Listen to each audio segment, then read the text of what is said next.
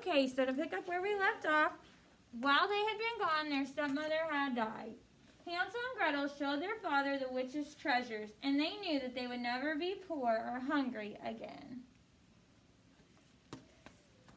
But now we only have 5, so 10 people. And that's the end. Yep, we only have 5 people left in here, which is why we're reading stories. People are gone right now. Hey, we're gonna vote. Do you guys want to read?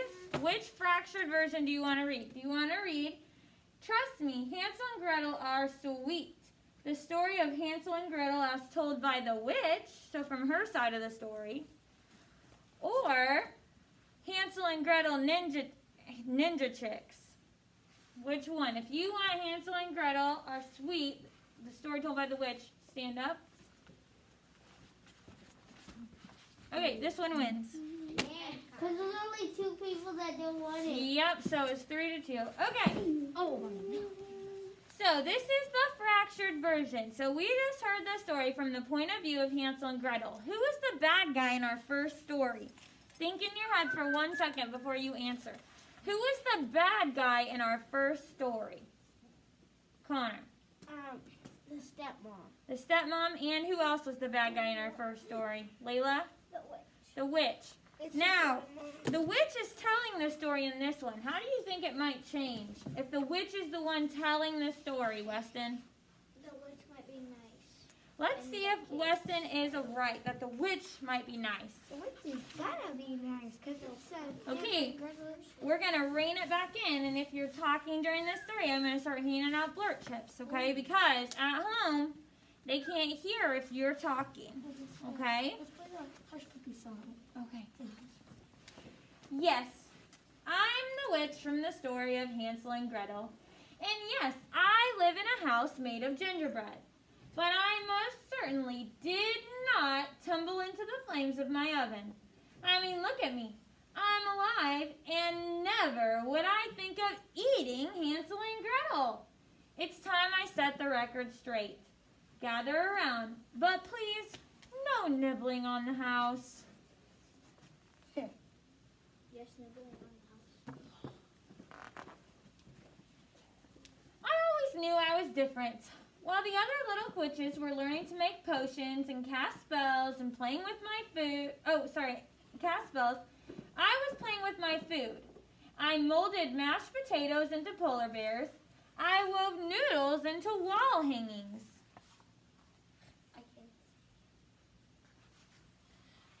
As I grew up, my projects got bigger and better. I was a food artist. I made beds out of marshmallows and floors out of rock candy. Eventually, I built my own cottage, my masterpiece. What's a masterpiece? What's a masterpiece? What do you think, Renzo? What's a masterpiece? It's good art. You think it's good art? A masterpiece is good art? A dry spell kept the rain off of my house, but I couldn't cast a spell strong enough to keep the birds away. So I got a pile of children's clothes from lost and found boxes and put up scarecrows. I suppose that's what started the rumor that I ate children. The scarecrows did the trick, except for one crow, who wasn't the least bit scared. I called him Thorn. Every day I had to patch the messes he'd make. It was an ongoing battle.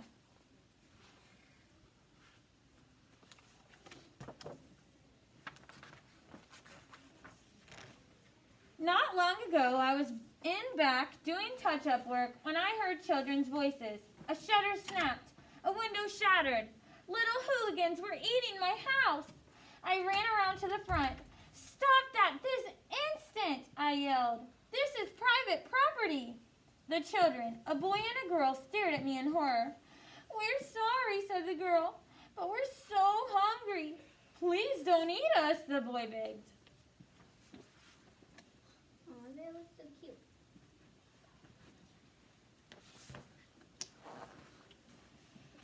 I could see that the children weren't doing well, so I invited them in for something to eat. Their names were Hansel and Gretel. Between bites, they told me quite a story. "Our stepmother wanted to get rid of us," Gretel said. "She said that there wasn't enough food for us, but she just wanted it all for herself. She made Dad leave us in the forest twice. She was hoping we'd get lost, said Hansel. The first time we made a trail with white pebbles and followed it back home.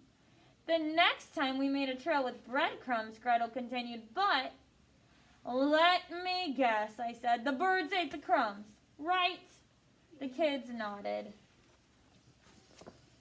So far, is that pretty much the same as what happened in our other story? Yeah. What's different so far? Just think in your head. Okay, we're not going to answer. Just think in your head. Of course, I said they could live with me. Where else would they go? Hansel and Gretel and I got along beautifully. I taught them about food art, they helped me with chores, and kept an eye on that horrible bird. They're trying to shoo it away. Hansel was a natural artist. He made a wonderful sculpture of himself out of sponge cake and fruit snacks. Sometimes I teased him by talking to it.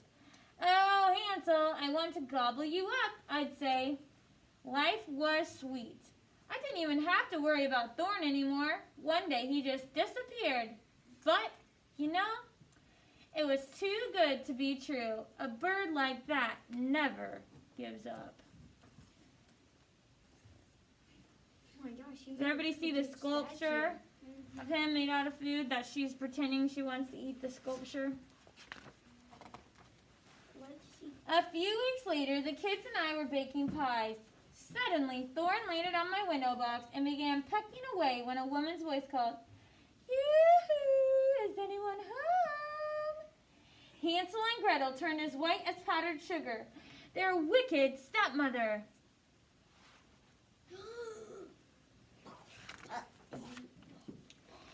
Yes, the stepmother and Thorn were working together. They wanted the kids and me out of the picture so they could eat my house. Well, that wasn't going to happen. I flung open the door. "Now, look here," I began, but the woman pushed past me. "Darling children, you're alive," she exclaimed. "Run for it," I told Hansel and Gretel. I grabbed a pie and was about to throw it in the stepmother's face when she opened the oven door and shoved me in. I know, this is a very scary part of the story. If you need to take a few deep breaths, go ahead.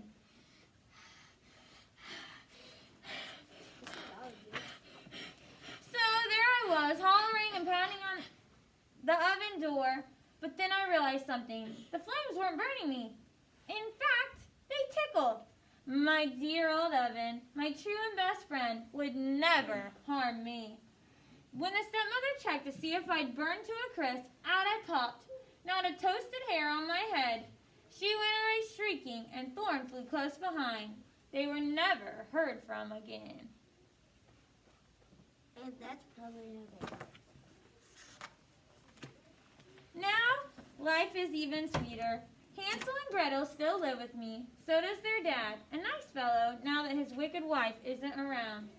With all these extra helping hands, I've made plans to expand. A guest house, a playroom, maybe a swimming pool. We'll have a party when it's all finished. You will most certainly be invited. Okay, really quickly. Really quickly, I have a question for you. Who are the characters in this story? Who are the characters in this story? Layla. Hansel and Gretel. Hansel and Gretel. Jonah. The mom, The wicked stepmom. and the dad. And the dad. Connor. The grandma. She wasn't a grandma. What was she? She was a what, Lizzie? Witch. A witch. And there was one more character in this story that wasn't in the other story. Oh. Who was it, Renzo? It was Crow. He was a crow. Does anybody remember what his name was? Landon? Thorn. Yep, Thorn the crow. Who was the bad guy in this story? Last story, it was the witch and the stepmom. Who were the bad guys in this story? Who were they? Axton? The wicked stepmom and Lizzie? The witch and the bird. The bird, Thorn, right? So it changed a little bit. Now, This is called a fractured fairy tale. So it's like the original fairy tale, but it's twisted in some way, okay? So, what we're going to do now is you guys are going to write in your notebooks, you're going to write all the things that were the same from these stories and all the things that were different using a Venn diagram. I'm going to make one on the board, and for you, I'm going to post one online. Oh, I should not hear any talking. That's very disrespectful. I'm going to post a Venn diagram online, and you're going to fill out the differences between our original Hansel and Gretel and our fractured fairy tale.